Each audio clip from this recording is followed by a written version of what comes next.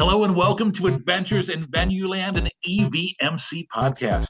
Join us for this all-access pass backstage and behind the scenes with some of the brightest minds that cross the scope of the live event industry. I'm Dave Rettelberger. And I'm Paul Hooper. We'll introduce you to incredible guests who journey with us as we dive deep into the world of venues, tours, festivals, and everything in between. Grab your laminate and meet us in Venueland.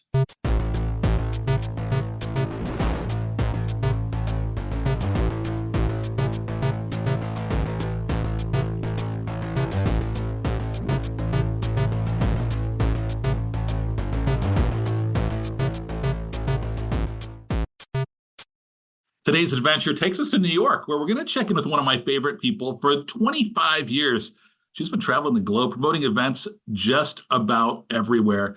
She's the Senior Director of Winter Sports Events and Event Director for Stars on Ice. Celebrating 25 years at IMG, Tami Allen, welcome. Thank you so much. Happy to be here. You know, we've known you for so long. Paul and I were just talking that I said, are we sure we haven't had her as a guest earlier in the podcast? And he said he's been trying to get you on for a while, but glad you could make the time today. No, happy to be here. I'm a bit of an introvert, so maybe that's the reason. See, I would never know that. And let me just go ahead and jump into this, because if you are a person who's been to, EVMC or, previously EAMC sometime in the past, many, many years, chances are that you ran into Tami as Tami, for many years, ran our first year sessions. I remember you ran it the year that I started. Somehow you didn't scare Dave off. He's still around with us. Yes, I would never think of you as an introvert. No, it's true. You know what? I'm very good when I have a job and a purpose. I can be really focused, and when I feel like I have a job to do, I'm in it like 110%. And, when it comes to EVMC and the conference, that's always been something that I've been really passionate about. And I did kind of jump on board pretty early to help with first-time attendees. And maybe that's because socially, I'm not the person who might be just apt to run up to the group of people already standing together and kind of chatting and, run up to say, hey, I'm the person who kind of thinks twice and slowly walks up. And so, maybe that's one of the reasons that, kind of the first time attendee group was so appealing to me, because I felt like if I could jump in with this great group of people at EVMC and come to understand kind of not only more about the industry, but more about the people within it and feel comfortable, that would be something that I would love to be able to help other people to do at the conference too. And, I just want to say that, you mastered that, because I am somebody who is very, very, I think I feel the same way you do. I feel like I'm an introvert, and I don't like to, I have no problem getting up in front of on a microphone in front of 10,000 people and running some kind of goofy halftime contest. But to go up and talk to somebody one-on-one or to go introduce myself to people, I struggled with. But from the time that you set the table, you kind of built that in. And to me, when I go to, conferences or events, specifically EVMC now, I just kind of get out of my comfort zone a little bit. And I think it all started with you. So thank you for kind of paving that path for so many of us. Oh, thank you. That's amazing to hear. No, I think it's that the longer you're around, the more you understand that it's a mindset, and you have a little bit of control over that mindset, and, understanding, especially if you have people who are guiding you in that right direction, to just be open. Yeah. Yeah, I think it's absolutely a mindset, because I can really build myself up with social anxiety sometimes. And we also hear so much about people, myself, I'm sure I'd fall into one of these buckets, that are, what do they say, like the introverted extrovert or the extroverted introvert. Very few, I feel like people are all one or the other. And sometimes people who will be comfortable talking in front of 10,000 people aren't comfortable talking with 5 people they don't know. They're almost more, I think I am that way. And I'm another one of those people that probably we get around each other at EVMC, and it's just this like social hour, and everyone's very outgoing, and we're all sort of have this energy. But it's funny, if I were to go to any other conference and be in a room with, 40 people I didn't know, I would be very nervous about it. But at EAMC or EVMC rather, you put me in a room with 40 people that I know are working on, similar things to me, I'm ready to go. It's interesting. It's very But I think you have played such a critical role in welcoming people like that who, you know, like to Dave's point, you know, he was one of those first timers. I was one of those first timers. And now, you know, he's a former president. You know, I was on the We're all getting a little older. I know, but I think you've played such an important role in that. Oh, that makes me feel great because I feel like I've kind of watched the two of you come in after my first, years at the conference. And again, really just taken a hold of the conference with both hands and jumped in and done really great things for it. And I've seen you both grow as well. I mean, and just even just look at this podcast, right? I think I remember the days where the two of you this was an idea that you were chatting about. Right. And to be here now and you have taken the talent that you have, but also the effort that it takes and the time that you have to carve out to do this and to have done it so well. And I know you all have just celebrated 100 episodes. 100 episodes, So, congrats on that. And, to think that, that's really gratifying, right? When you're involved in something and you feel like whether it's mentorship or leadership at a conference that you've had a small hand in that for anyone, that's a really great feeling to have. And, again, it's like little tips and tricks, right? Things that you can tell yourself that maybe you share with other people. And we always told people at the conference, there are always a large percentage of people at the conference are new. So remember that. Don't go into the room and think I'm the only one that doesn't know anybody. The trick is to remember you're not. So to kind of think of those things and pass those messages along in the hopes that they help other people well is really gratifying. You can see why Tami is not only a member of our EVMC team for many years, but also a winner of the Gigi Award of Excellence back at the conference in Seattle. So, Tami, let's talk a little bit more about you. Let's get into your history because it's been a quarter of a century of this business for you. I know you're there at IMG, so let's just kind of break down some of this a little bit for folks who aren't familiar with IMG. How would you describe it? Oh, well, I mean, IMG was really started right with Mark McCormick and Arnold Palmer as a kind of a client management, sports management business, and grew to include TV production, event production, and and presented that and rolled it out in a very new way that was able to grow and expand so quickly and internationally, it has continued on at its essence and grown so exponentially to include IMG Fashion and so many other things. But we have fallen under different ownership umbrellas over the years since Mr. McCormick's passing. And so there's been a lot of change in that regard, falling under Forsman Little for a while, then WME. We now fall under the Endeavor umbrella, which kind of is, so many other now events fall under, from UFC and WWE to PBR, IMG. So it's really there's been a lot of change, but a lot of growth and opportunity, and really just expansion in the client management, event production, television production space. I would have to imagine that there's huge advantages when working for a company that does touch so many different areas. Like typically, probably many people, they're working for one area. If they have to reach out to talent, if they have to reach out to this other promoter, if they have to reach out to someone for a fashion, thing that maybe they're overlapping, and, you're going to have an ice skater go to some fashion show or something. That's maybe tough because you're maybe making the sell, but to have IMG be so far reaching and having kind of a footprint in so many different areas, is that make it a lot easier because you're sort of like reaching out to a coworker in many aspects. You're able to be like, yeah, I'm a part of the family, and, how do we collaborate and make this work for both of us?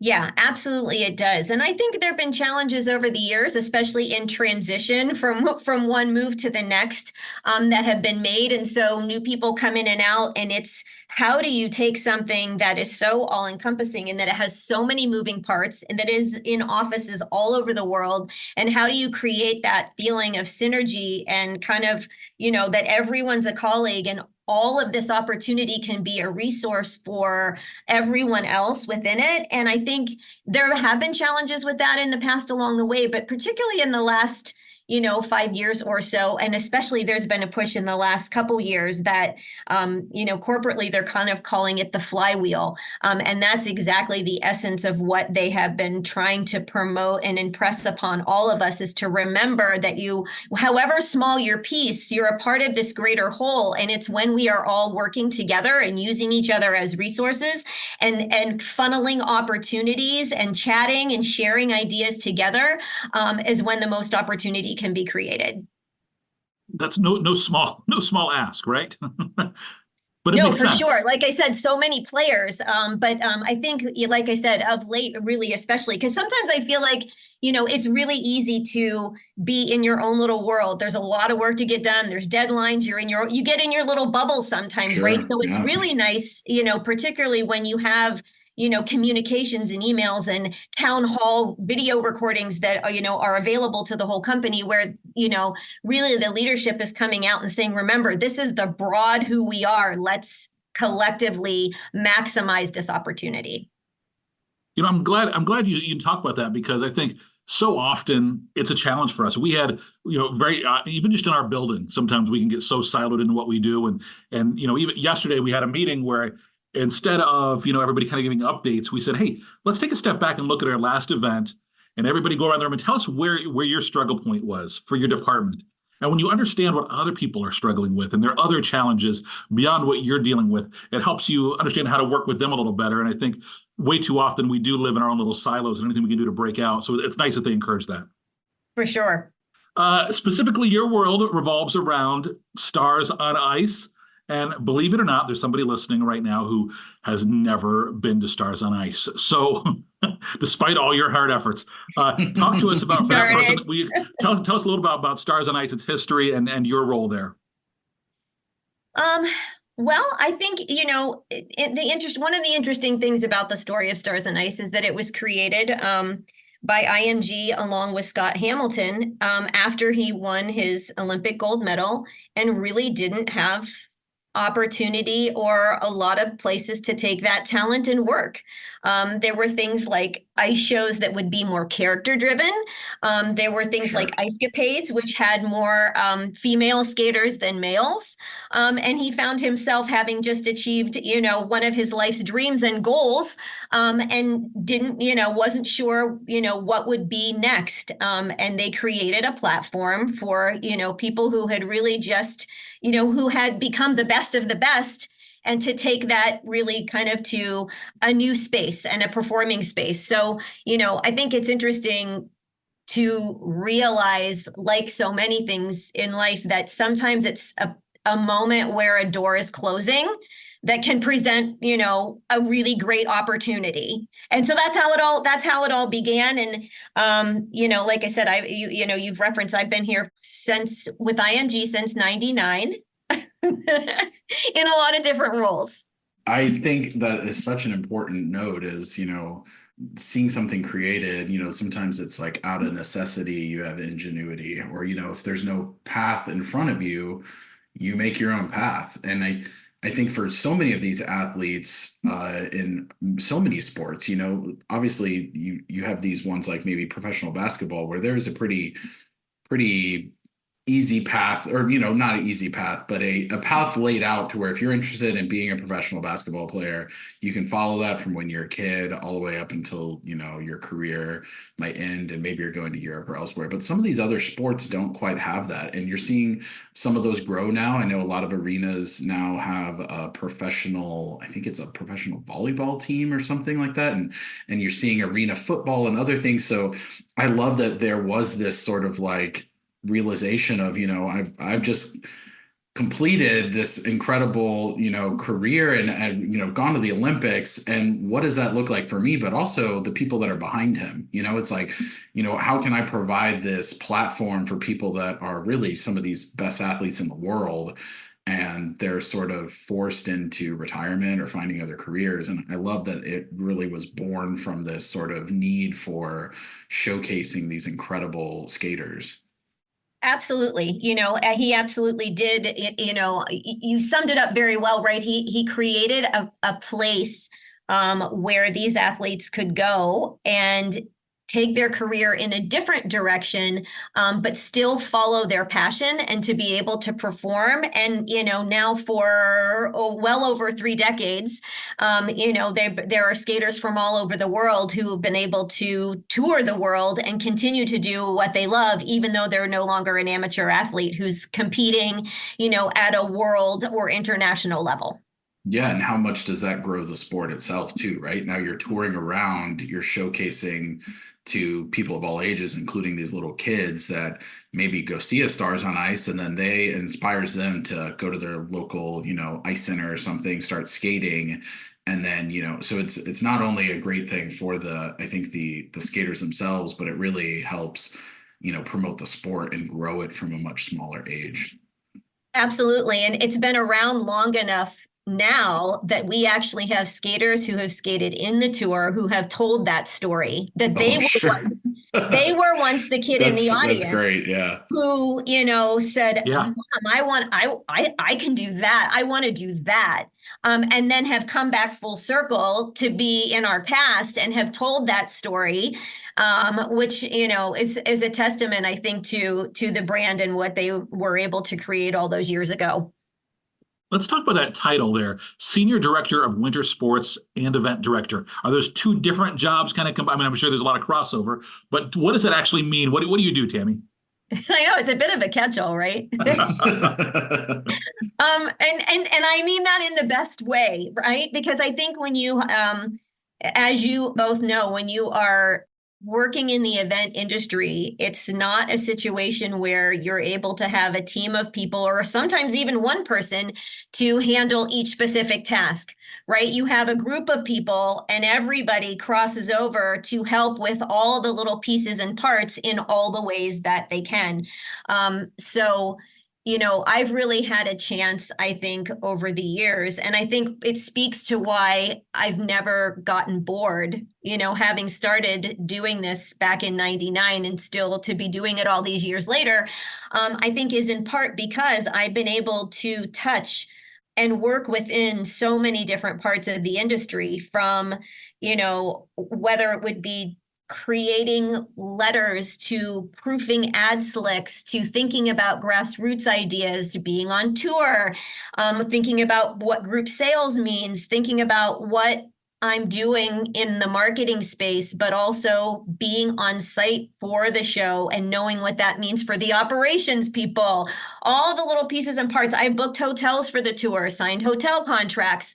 And I think it's been the chance to do all those things and to work both in the office to know what that's like to be there every morning and every evening. But then also I've had a chance to go out on the road with the tour and travel by plane and on tour bus and all of these different things it's changed it up, on a regular basis in so many different ways that it's kept it interesting and exciting for all of these years. And it's really kind of the chance to work, whether it's both in the marketing space or the event, actual production and execution space, that's really made it fun. Basically everything short of you lacing up and doing a triple axel. Yes, and that is never going to happen. Are you an ice skater at all? Do you ever strap on the skates? 100% no. Oh, that's your next challenge. Oh, and it would be a challenge. I actually grew up dancing. There you go. Yeah. So the from the music to the choreography to the lines and the all of that, the production is definitely in my wheelhouse. I taught dance to little kids, adults for a very long time. So all of that is in the wheelhouse, and that background is probably part of kind of the appeal of the show for sure, but not a skater. Nope. You mentioned, that kind of ability to work from home, work from the office, and work on the road. As touring. So talk to us about what you love and also what you're challenged by with, those kind of three options. Well, I love these days, even if it's just slightly increased flexibility to work where you are, or to work from home if it's just one day a week or whatever that might be, particularly for people who are in this industry. And I've always also seen it, not just from the promoter side, but you have both been at arenas, and I've seen friends and colleagues there who, you're there all the time. You're there during office hours. You're there in the evenings because that's when your events are. You're there on the weekends because that's when their events are going on. You're there sometimes on holidays because that's when there are events going on. Right. And, I remember thinking like, I want these people to have a life, to, do homework with their kids some night, or, make sure that they're at their, games or, at the activities of their kids. And like, when do they have that space? And I think to even, now one of the silver linings of COVID is that while I think we do still really value and understand the importance of being in an office and collaborating, that there is some understanding that with the technology the way that it is today, you do have the ability to work, from home in some other places that give you the flexibility to maybe do a little bit more of those things that, in this industry, sometimes you were missing. So I love that opportunity to be from home. Let's see the other parts of the question. Well, I think my biggest challenge while working from the road was the fact that, as you spoke to, I've had responsibilities that were related to being on the road. So if I was booking the hotels for the tour and I was on the road, I'd be checking everybody in and getting everybody off the bus and, doing all those things that you would do on the road. But at the same time, I never didn't have the marketing responsibilities. So I also had that kind of more 9 to 5, everybody's in the office expecting you to answer calls, answer emails in a timely fashion. And when you were doing both, and especially I noticed when you were on a different coast, is when I was really challenged. So I would be maybe on the West Coast, and we would finish a show and it'd be 11:30 or so, or midnight. And we would take off on a bus for the next city, and we might get in at, depended how long the drive was. Sometimes the drive was only an hour or two. Sometimes the drive was 4 or 5, and you're closer to morning when you get there. But you get everybody off the bus, you hand out the keys, you get everybody in their rooms, and it's almost time for people to wake up and start working on the West Coast, let alone the East Coast, when people are already calling, wondering where you are and why you haven't answered email yet. And so that was definitely a challenge, kind of doing both of those things at the same time and considering time zone challenges. That was a big one. That was probably my biggest one on the road.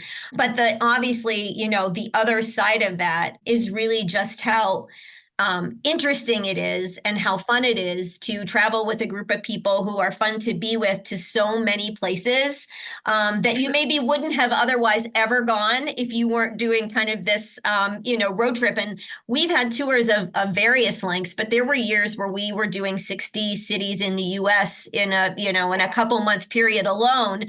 So it was a lot of time and a lot of places, but you really got to kind of, sample all kinds of different foods, see all the different landscapes. And so the travel part of it, when you're someone who likes to travel, I found that to be a lot of fun. Have you done much international travel? I know you've done some, right, with the tours, or have there been a lot of dates there that you've bounced around to? I have done a little. I haven't done a lot.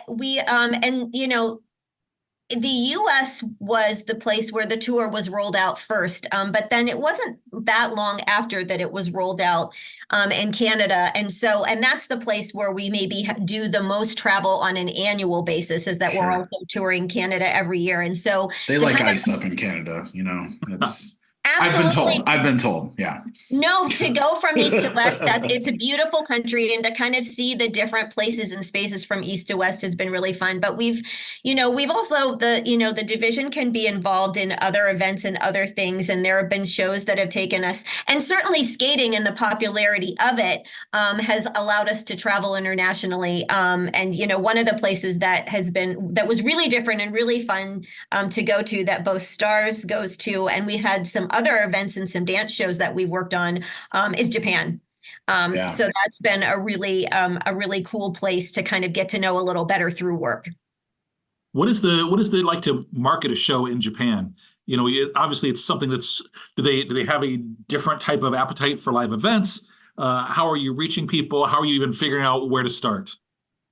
Well, I think it goes back to what we were speaking to earlier, is that really helps when you have, corporately resources, and we have an office there. Oh So yeah, it's that's huge. the place where we start, right? So our team here is working hand in hand with the team over there, who has, established relationships and information on the ground that we have at our fingertips that we wouldn't otherwise.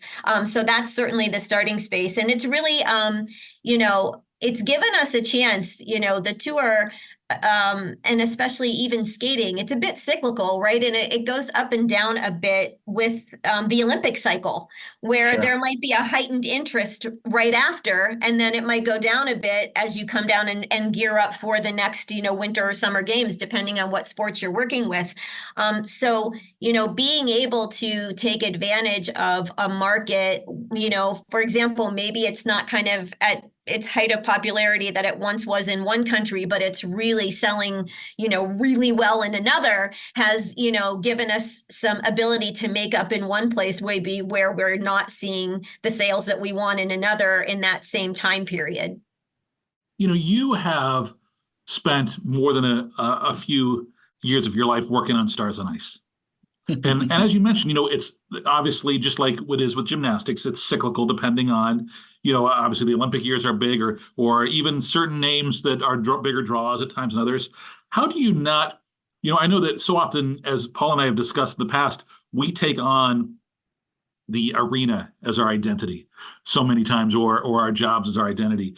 And when you're having a year where maybe things aren't going as well, how do you not take that completely personally? Like, do you always, like, when a show is struggling, are you worried about it, or are you able to just kind of treat it as a, like you said, it all kind of balances out?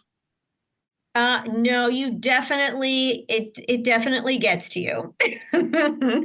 And you can have Understandably, yeah. right? You can have other people also coming to you and saying, what are you doing? Why isn't Right. she doing this? What more can you be doing? What more? So you're already feeling it, right? You're already Yeah. feeling it. And then somebody else is asking it. And rightfully so from all sides, even from your own, to be asking yourself the hard questions, right? What are we doing? What stone has not yet been turned over? But I think it's been really important to understand that, I feel like over the years more and more that my job is really to work hard and maximize our opportunities, whatever situation we're in, and to realize that there are a lot of external factors that affect sales that have nothing to do with me. Like, and Right. you've already, Dave, you just kind of spoke to some of them right away. For example, you could have, it's like a team, right? And the venues all have teams. It's the difference between, what your sales are, both for tickets, for merch, for concessions, all of that, for a team that's struggling versus a team that's winning and is poised to win a championship, and Right. what those sales feel like. The Yeah. marketer at that venue is not controlling the strength of the team, but they're directly involved in what those sales results are. And there's so much that's kind of outside of it. So I've really kind of come to look at it as whether the sales are struggling or whether they're exceeding expectations, and you're super excited every night when you go out and look at the bowl and you see how many people there are there, or you realize that there aren't any seats left to sell, that really my job is the same. And that's to Sure. maximize the opportunity and to maximize the sales, whatever situation we're in. And so you just kind of put your head down and work hard, and keep the focus on that, and you kind of tune the rest of it out, because the work is what you can control. Yeah, I love that, the setting expectations to kind of a realistic level, and then you're judging based off of that. Because I would find myself telling I don't know, different people in booking this or whatever, but in marketing, you could let every 100% of the people in a market know about a show, but you can't force them to pull the money out of their wallet and buy a ticket. So you could have done everything under the moon to, make sure everyone knew this show is coming and it's the greatest show ever. But whether they're going to spend the money, whether they are feeling a pull in another direction, like there's a lot of external things you can't control. And so, it is tough because, like you have both said, we often wear this weight on our shoulders on how shows do, and sometimes it's really probably unfairly placed there. Well, and I think what's interesting, and Paul, I'm sure that you have felt it, is that often, regardless of what it might look like from the outside looking in, a sales team or a marketing team is probably working far, far more and a lot harder on the shows that aren't selling well. Yeah. Right. Yeah. Right. Yeah. And so there's kind of this like, for a second, it seems like, oh, well, this is selling really well. You must be doing all the right things. Well, it might just be selling well because it's Taylor or it's whatever. Right. No one has to, you don't have anybody out there having to say, hey, she's coming. Do you want to get a ticket? You're not. Sometimes it's the ones that are the struggle where you're actually working the hardest anyway, organically, because you have to. Mm-hmm. Timmy, let's go back to 1988. And you are a freshman, University of Akron. Did you know you wanted to get into the marketing in this whole crazy live entertainment world? Absolutely not. Nope. What were you originally going to do? Were you dance focused? I was very dance focused out of high school going into college. I went to Akron U, and one of the reasons I went is that I hadn't declared a major, but they had an excellent dance program with an in-house company. So I knew that I would get to do that. And it was a great focus to have at the time, not having declared a major, because it gave me a place to go every morning. Like I started my mornings Monday through Friday, every morning, 8 a.m. in college with ballet technique class for 2 hours. So you really thought twice about what you were doing the night before when you knew at 7 a.m. you were waking up for 2 hours of that. And obviously kept me in really good shape during school because I took all kinds of dance courses, including, all different disciplines from modern to jazz, but also dance history. And it also, though, provided a space for a great college job. I ended up teaching dance, so I taught dance to all ages, but loved the little ones the most. And it was a fantastic job to have during college. It was really fun. And I was working with music and choreography and kids, but it taught you also so many things about dealing with people and parents and managing a business and working with the studio owners, which really created, really a lot of great experience just from kind of having moved a little bit down that path. But I did eventually declare that I wanted to get a degree in psychology, which again, I did that because I really enjoyed the courses, just like I had enjoyed dance and I enjoyed teaching. I loved everything about my psychology courses in school. And I think I could have done that too. And I think everything that I learned, perhaps not in an direct, but definitely an indirect kind of way, you use those things all the time. Just thinking about behavior and understanding people, and organizational psychology that helps you within a corporation, all of those kinds of things. Again, really helpful, but fully indirect path to no wonder you're in marketing. You're right to get to the where psychology of the consumer, and you've worked with families before. I mean, you got all of it on the tool belt. So it's kind of your volunteer work that actually led you into the entertainment side. Yes, it was. So it was the same time frame during college where I started volunteering for events. I had some family and some friends who had businesses, and they were doing things like celebrity charity golf tournaments and baseball fantasy camps. And, really looking back, some really fun events that they put together, and they just needed help. And I helped. And I think that's when I started to kind of feel the path in a way, but again, in a really indirect way, because I was really following the path that I think that I was following at that time is doing what I enjoyed to do. And I didn't know where necessarily at the beginning where all of it was going to take me. I was dancing and teaching because I love that. I kind of pursued the psychology path and those courses because I really enjoyed them. And so this is kind of where it all started, really, the event business for me, is that I was helping and I realized how much I enjoyed it. And as you know, event days are long. So you know you enjoy something when you can wake up at the crack of dawn to start prepping for it, and you're still at the end of the night cleaning up from it. With all of the fires you put out during the day and all the things you had to address, when you really, at the end of the day, are exhausted, but you had a blast. You're probably thinking this is so much easier than getting up at 6 a.m. and doing ballet for 2 hours. So, if I can There's that too. survive that, I can do a production meeting or something.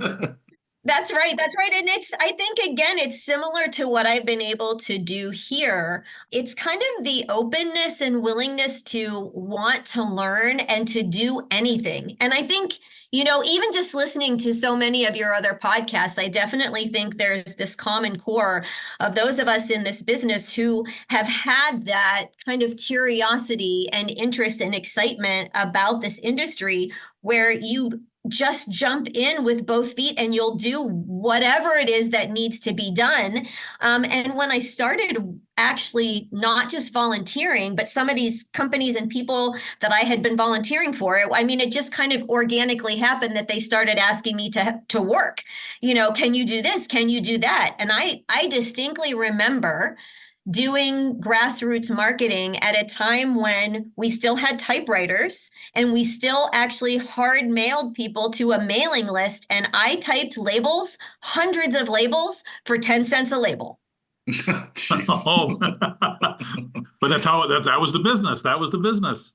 Right. And that's what's like, okay, well, the first thing you have to do is let these people know that particular event was a baseball fantasy camp. And so it was a grassroots opportunity to hit baseball organizations at a child and kind of a softball organization level locally in any of the local markets that you needed to. And so, that was how you started that process reaching out. So that's what we did.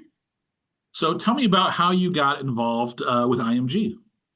Well, I had been doing, in helping with these events, I ended up working with some people who worked in baseball, working on some of these contracted events and for some of the fantasy camps and things like that. And so I ended up working the kind of the transition between that entry and the entry to IMG was doing some contracted events with the Yankees, where I was able to, really meet a lot of people and get a better feel for just the reach and opportunity really within the industry and the large scale with which some of these things happened. So that was really a great experience, working on things like as small as kind of Yankee Day at the Florida State Fair when they were down at spring training, or doing the New York Yankee Fan Festival, where we would bring the entire team in for 3 days and they would sign autographs for 3 days, bringing the team in shifts and pulling in the Yankee alumni and all of the players and rolling in, merchandise and silent auctions and all of these other opportunities, and dealing with the talent and union labor in New York City, and exposure to so many other things on a bigger and broader scale than I had to that point, which was really a great experience. But I started then working the whole time. I grew up in Ohio. I still lived in Ohio, but I was spending a lot of time working in the New York area and in Florida, where the Yankees did spring training. So I was traveling. And then if I had to travel from there, I was traveling not even from home. And I remember once kind of being in the New York area in winter, but spring training was started, and they said, well, let's go down there and help with this. And I actually had to have some of my summer things shipped from Ohio because I had winter stuff in New York, but I wasn't even near my own closet to, kind of bring short sleeve shirts down there. And so there was a kind of a thought process that okay, if I wasn't going to make a move from Ohio yet at that point, what good opportunities in the event industry, are a little closer to home. And at that time, IMG's world headquarters was actually in Cleveland, Ohio. So obviously that got you in the door. And then talk to us about, that first job you had there, and then kind of how you got to where you are now. Well, I went in and because again, at the time they were already reaching across agent and client management TV production and event production. So they certainly had a lot going on across the scope of events. And I went in, really for a general interview as opposed to something for one specific opening for something that they were looking for a person to fill a specific opening. And so I really kind of went in and did that interview and said, I'm just here because I have this event experience, but, Ohio has been my home base. And here you are right in my backyard, this great company, and I want you to keep me in mind for, whatever opportunities fit my background and experience. And then I didn't even know if there was anything at that time. And it really wasn't that much longer after that, a few weeks maybe, that there was an opening, just serendipitously, right? As they say. That's how it goes. Right. And the opening was with Stars on Ice. And so that's when I went back and actually did the full set and rounds of interviews for this is the specific opening, what's your background, and everybody kind of flushed it out. And that's kind of where I started. And we talked a little bit at the start that really, similar to all of the other things that I started to do, you just started plugging away at all of the small things. But it dates me a little bit to I really, in anticipation of talking with you guys, you think back to what you did at the beginning and to think about the fact that our creative department was printing ad slicks that would dry laying out all over desks. And we were FedExing them to newspapers all over North America and, doing things like that. It's hard for people to understand what those days were like.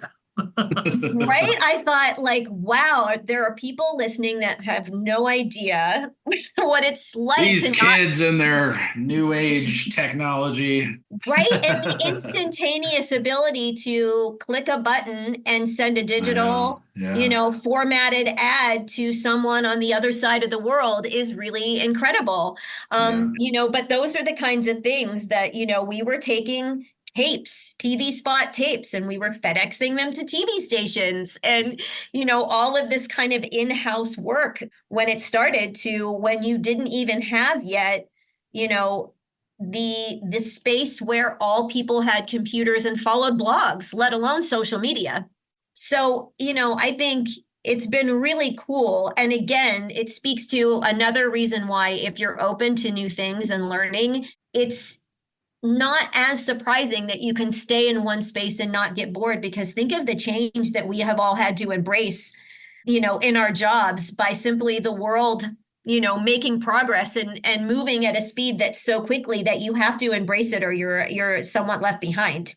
Yeah, I'm glad you brought that up. I mean, we sometimes will talk with people on here, and it does seem to be there's some people that will stay with one company for a while and other ones will bounce markets or bounce companies. And you've obviously been there since you got that first, interview. What is it about, Stars on Ice? Is it something that when you took that job, would you be surprised to hear that you're still here 25 years later?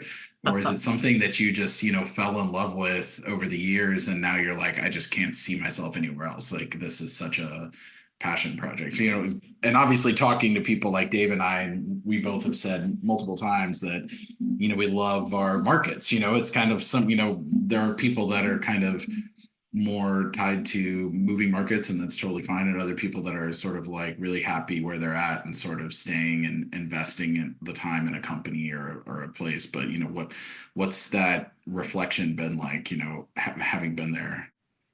Okay, let me think. So many questions in there. I know. Do you take notes? I was trying to listen really hard. I don't know that I ever would have said at the time, that 20 to 25 years later, I would still be in the same space. And it's not to say that I wasn't thinking forward and that I don't plan ahead, because I am a planner by nature. But I'm not sure I was thinking that far ahead. You get in this new space and sometimes you're so excited for the start of it, right? You just jump in and all of a sudden you're immersed in it. And I feel like that's kind of where, where I was at the time. It's like, oh my gosh, what can I do and what can I learn?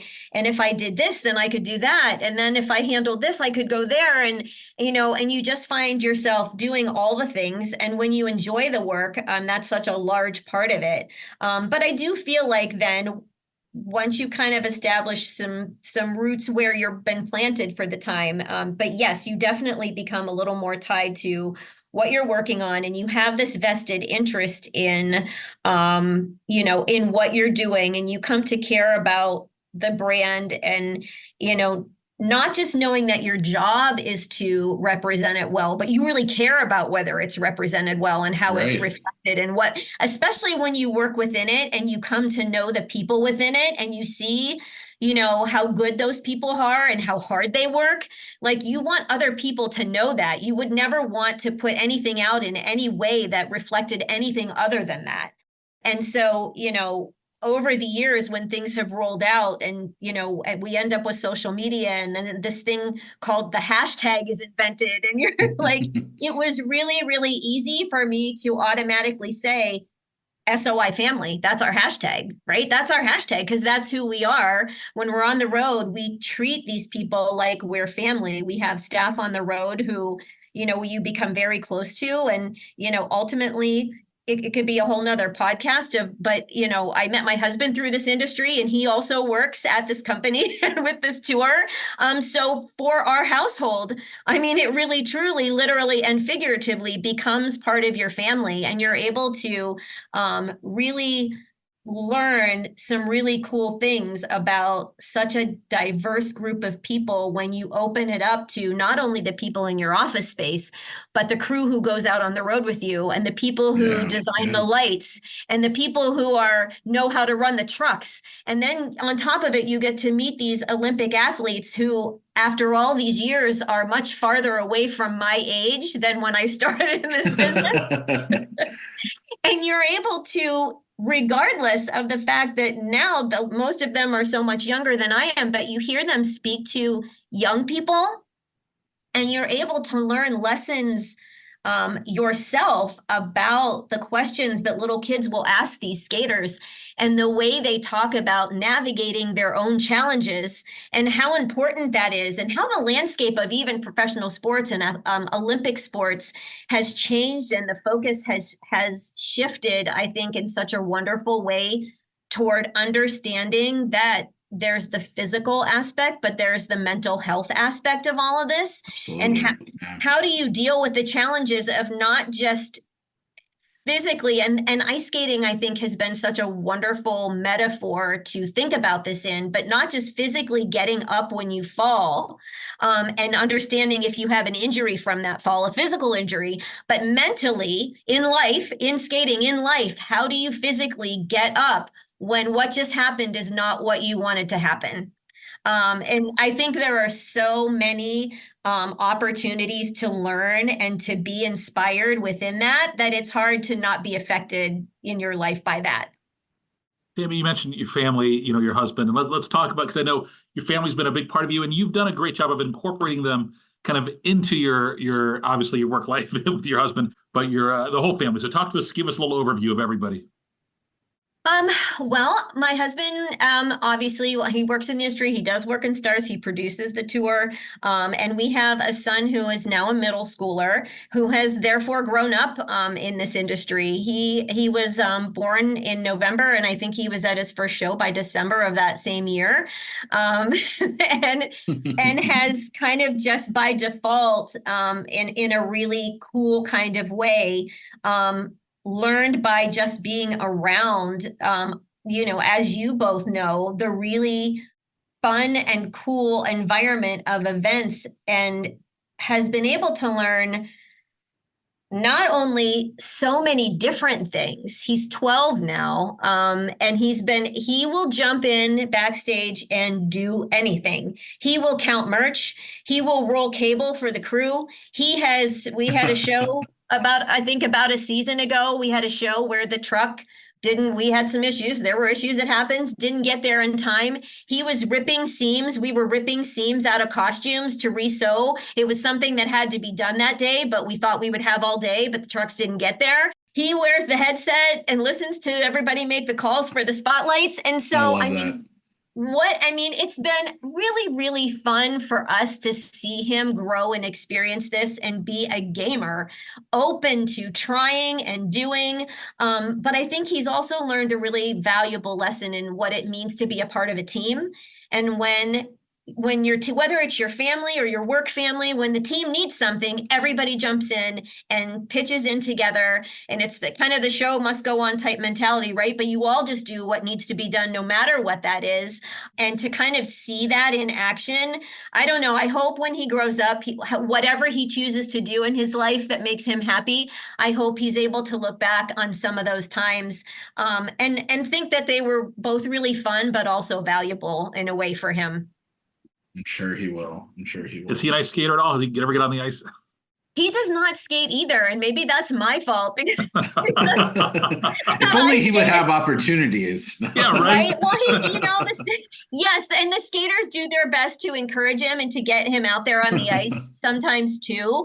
But he's super active and athletic, and I think a great, responsible, curious student. First and foremost, which is wonderful to see and to kind of be able to kind of guide him along that path, but he doesn't even really need a lot of guidance because he's really disciplined on his own, but he's got so many interests. He plays right now soccer, tennis, basketball, baseball, very athletic, and keeps us really, really, really busy in a wonderful way. Well, I know you are busy in many ways, some wonderful, not so wonderful. So we're going to wrap things up here. But before we do, I want to hit you with our fast five. It's 5 quick questions, just looking for your short, immediate response. First up, do you remember your very first concert? Yes, I do. Again, I'm going to date myself. It was Donnie and Marie Osmond. That's great.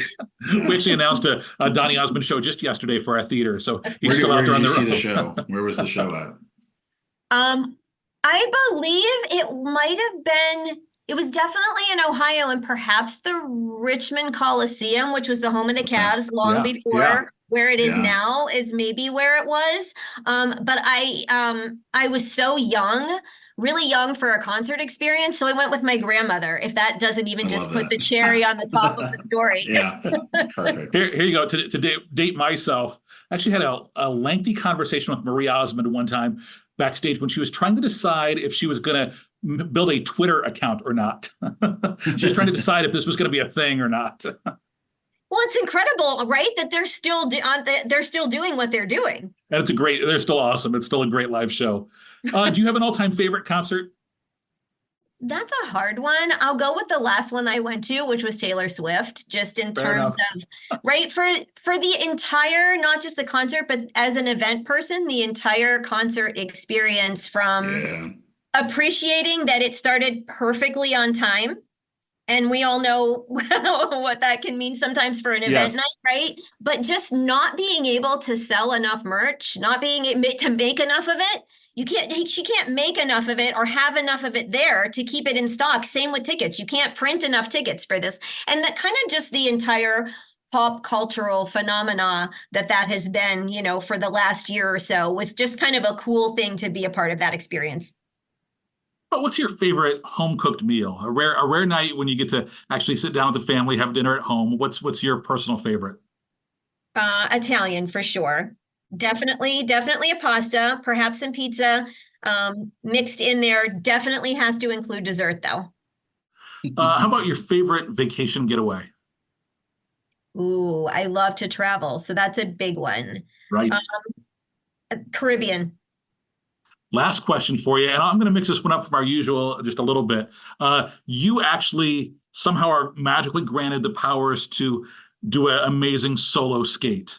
Oh, I love this. And you're taking the ice for one song. What is the song that you skate to that sums up the Tami Allen experience? I'm taking a different direction. My first thought was like running through my head of like what, because I dance and I love just a good dance beat and a really upbeat kind of song. I started running like what would be a good dance song, but I'm going to go in a completely different direction if it's like like about me, my life summary, and say Seasons of Love from Rent. Very nice. That's a good great song. choice. Yeah. Love that.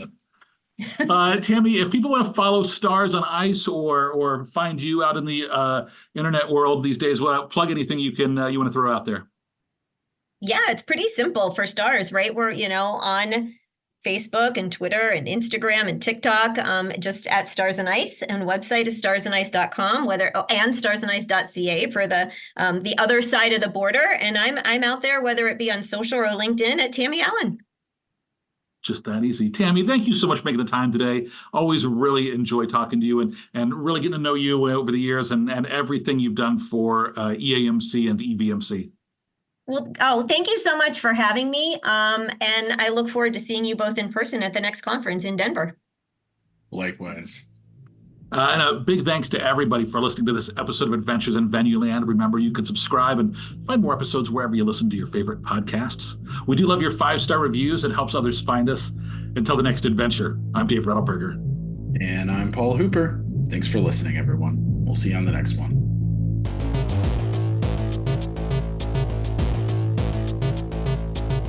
Adventures in Venueland is a side project of the Event and Venue Marketing Conference, a marketing conference that brings together diversified event and venue professionals to cultivate education, collaboration, and innovation for the growing sports and live entertainment industry. Find out more at eventvenuemarketing.com. Audio editing and mixing by Camille Faulkner. Design and digital advertising by Megan Ebeck. Copywriting and publicity by Samantha Marker. Guest booking and brand strategies by Paul Hooper. Guest research by Dave Rettelberger. Marketing strategies by Paul Hooper, Megan Ebeck, and Samantha Marker. Thanks for joining us. Until the next adventure.